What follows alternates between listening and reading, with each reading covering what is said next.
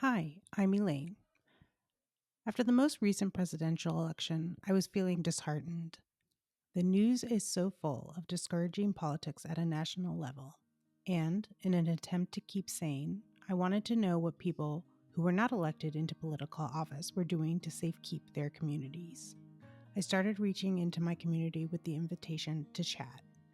I wanted to talk about politics from the people. And I found a lot of folks in my backyard doing important work to build something powerful. Now, in association with We of Action, an indivisible group based in Arlington, Virginia, I'm bringing those conversations to you. Today, I'm bringing you a talk I had with Michaela Pond, founder of We of Action, about building community.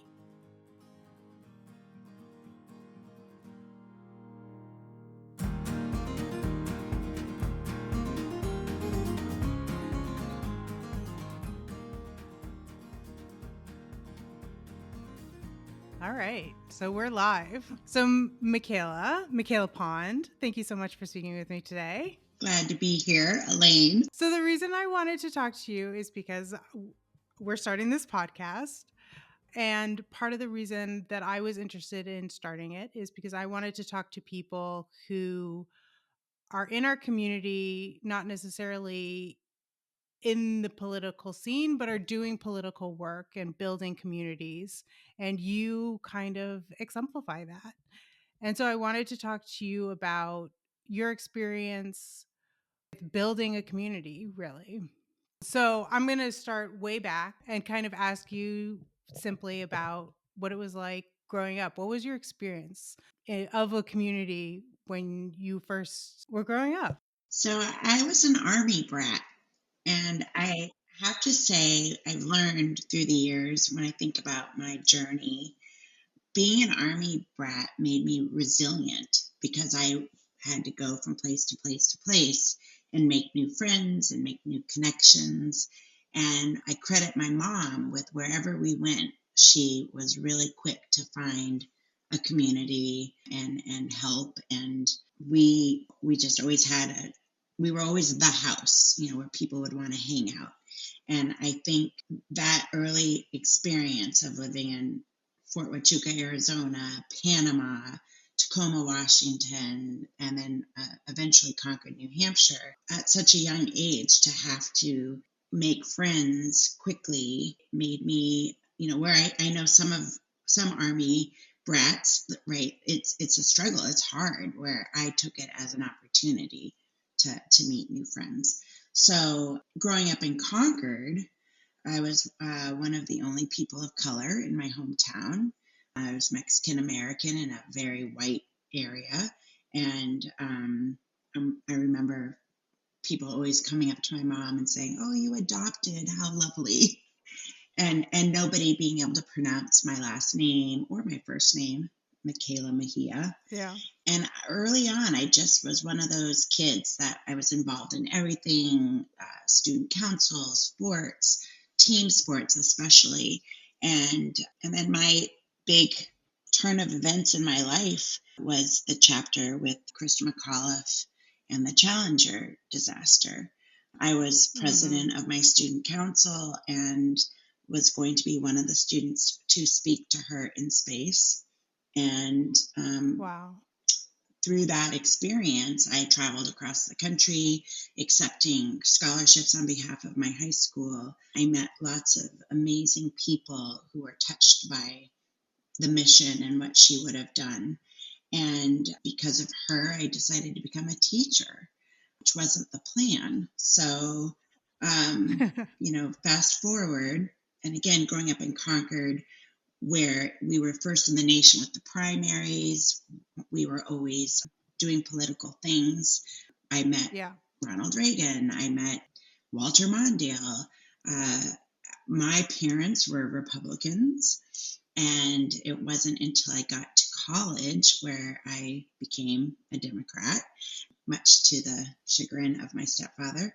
But I definitely appreciated the community where I grew up, where people were involved in politics and had voice, right?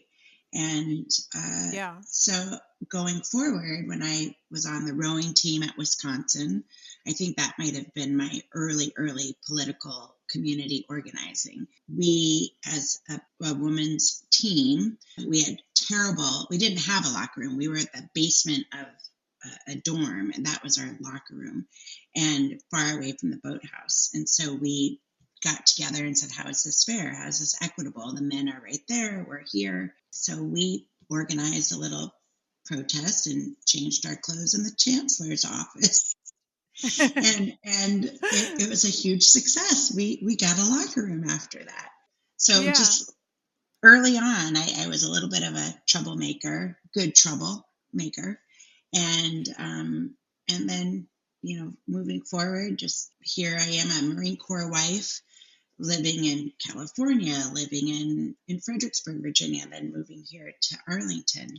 And I think that military esprit de corps followed me wherever I went. And definitely being a public school teacher, I developed a community quickly with my students and their parents and friends. And so I feel blessed to be in a community where we're diverse, and I've met so many amazing people doing this work. Yeah. I hope it's on record that you were one of my former students.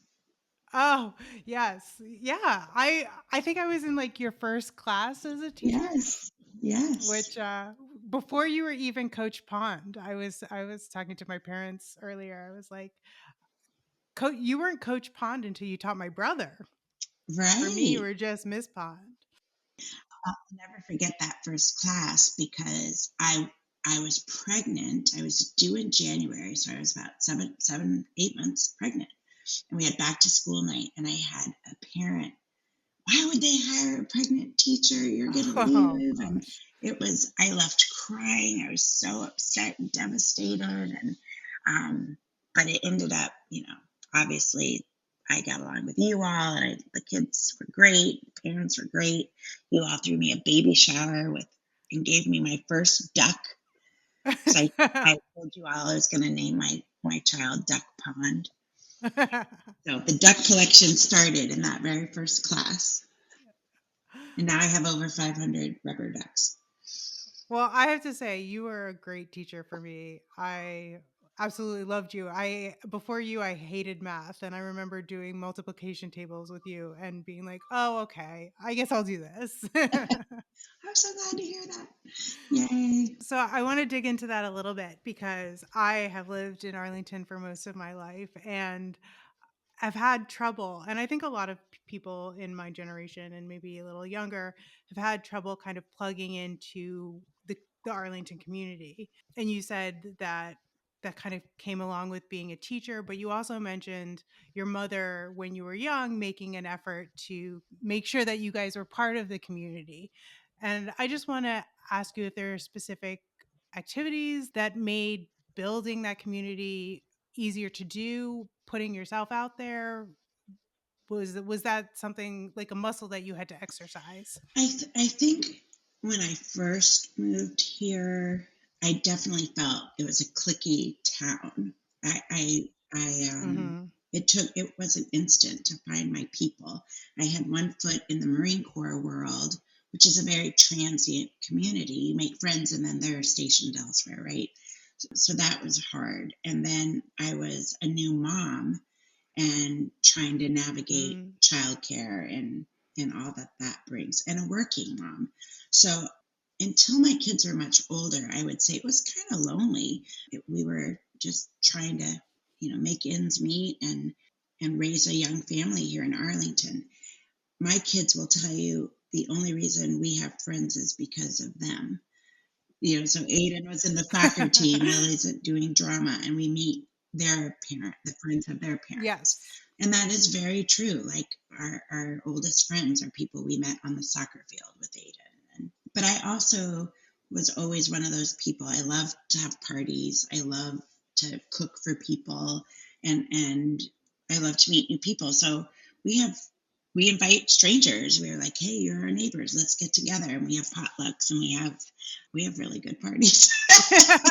And you find your people through that, right? But it takes one person being willing to take a chance on inviting strangers, Yeah. to get together. And you think that you're, like, more willing to do that kind of because of your background and the way you grew up? Absolutely, absolutely. I mean, on my father's side, the Mexican side of my family, it's always, you invite everybody. It's very much Yeah. what we do in our Latino culture, and so I've embraced that part of my heritage, and the mi casa su casa. To me, that's so important, and how blessed I was to be able to live across the street from the school that I worked at. But Mm. I would definitely say my husband has been, he goes along with it, but that's not his. He's an introvert. Um, but we also were members for a while of St. Charles, and so church was another group of friends that we had and neighbors.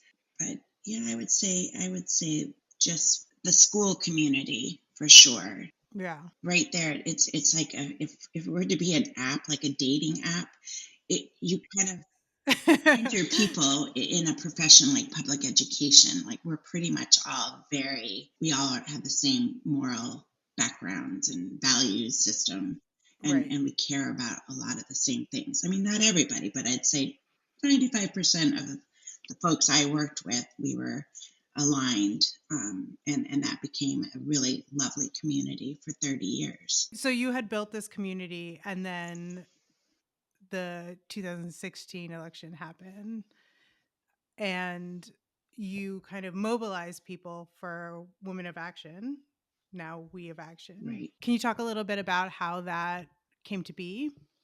So I think it's interesting. All those experiences in my earlier life shaped We of Action, because through conflict, through tragedy, through a need, I learned how to mobilize people.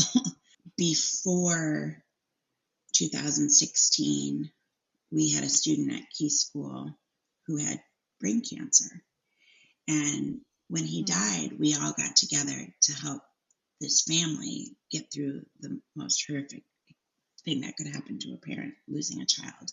And we came together as a community, and we had the Mason Mile run, and we worked to help this family get through this tough time. And then 9/11 happened. We Yeah. had a teacher who lost her brother on 9/11. And we, as a community, again, got together and made sure every day she had food, whatever she needed for months. And we raised money to support her family and the things that they were doing to honor her brother. So the Escuela Key community had already done so many things together that the day after the election, when half of my students didn't come to school because they were worried they were going to be deported or taken up by ICE, Yeah. a bunch of teachers came across the street to my house, and we got together and we said, how are we going to protect our kids? How are we going to help our community that is really scared right now? Yeah. And it was just it's a knee jerk reaction for me. If I see people hurting, I run towards it and do the best I can to help them. And I think it's again because of my earlier experiences trying to help others in their time of need. So yeah, there's definitely some connections there. And I'm proud to say, because of all the efforts that Key community, and the fact that we're a Spanish immersion school, it automatically brings like-minded people together, right? So we are a Yeah. tight-knit group. I'm still in touch with so many of my former students and families, and so it was real easy to say, hey, today I went to school and my kids didn't show up. They don't feel safe. Can you help? Sure. What can we do? Can you be at the bus stops to have eyes on, and make sure they're safe? Can you make sure that their parents know their rights? And we just started doing that kind of work right away. And that was because the community was kind of already in place. So we were lucky. And so how has it evolved over the last almost 10 years? I mean, I can't believe we're still doing this work. It's not the retirement I thought I was going to have. I really wanted to open up a bar called the Teacher's Lounge to have community around a glass of wine. But here we are, right? And now we have over 3,000 members between Wow. Facebook and our newsletter, and people come in and come out, because people's lives are busy. But we have really gone from just voting in elections and trying to get our candidates elected to now we're helping our community with other things. Black Lives Matter, we were very involved in that, and courageous conversations around that, and having anti-racist book clubs and marching and protests, and being in solidarity with the groups that need us. LGBTQIA issues, we're trying to partner up with our allies and make sure they know we have their backs. So, gun violence prevention, another big WOFA cause, the environment.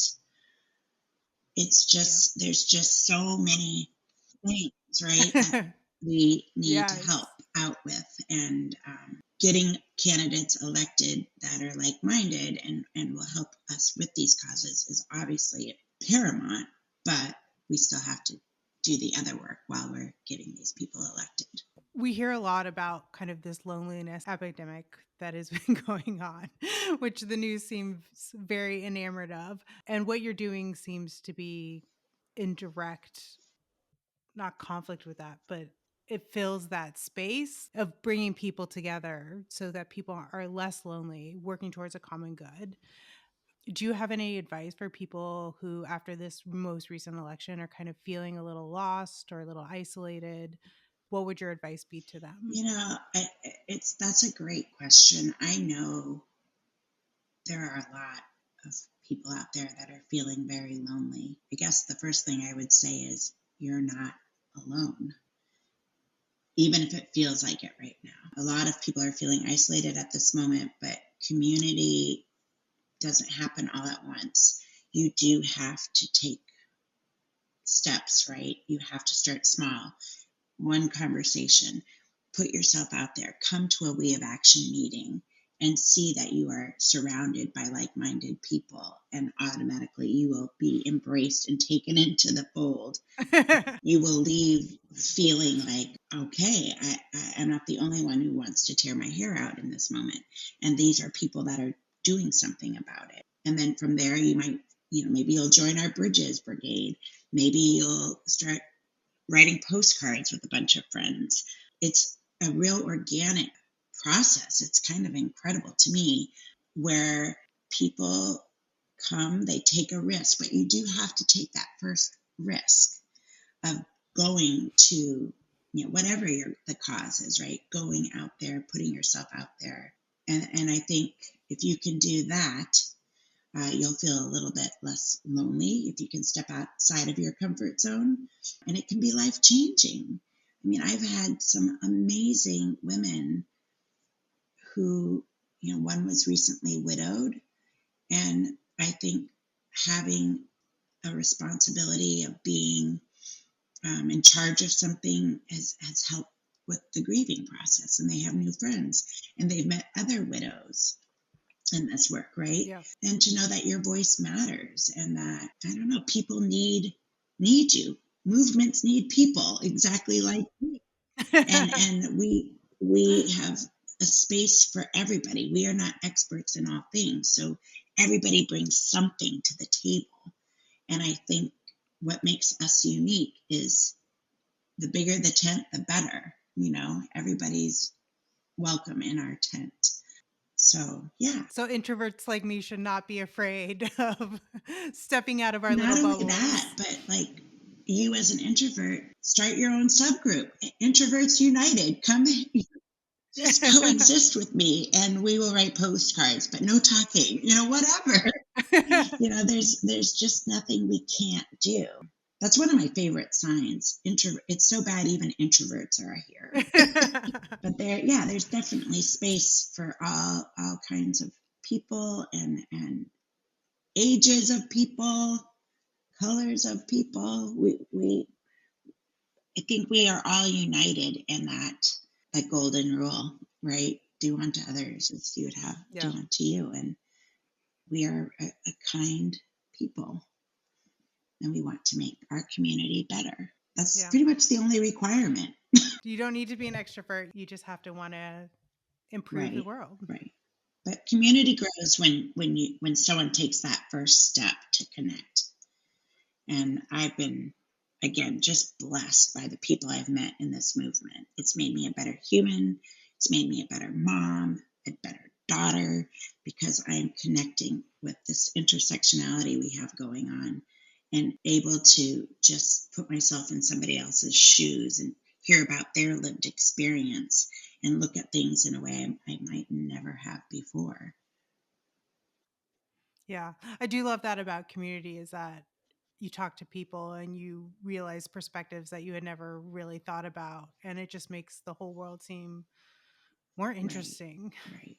Is there anything you would like to expound upon that we talked about or anything else you want to highlight or I mean, I just want to welcome anyone to We Have Action.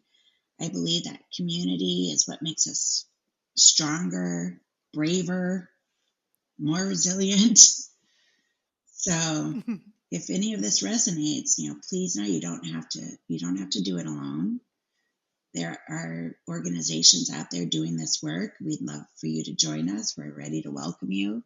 You belong, and I hope you will check out We Have Action. Awesome. Well, thank you so much for talking with Thank you me. for doing this.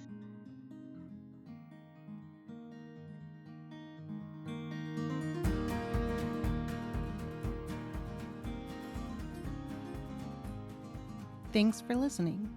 If you like what you heard, please subscribe wherever you listen to podcasts to get our upcoming releases.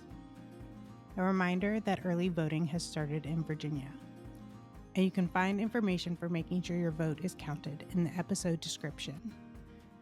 If you would like to join We Have Action, you can go to their website at wofava.org or follow them on their various social media links, which are also included in the show notes. You can follow me on Blue Sky at Elaine from Related. See you next time.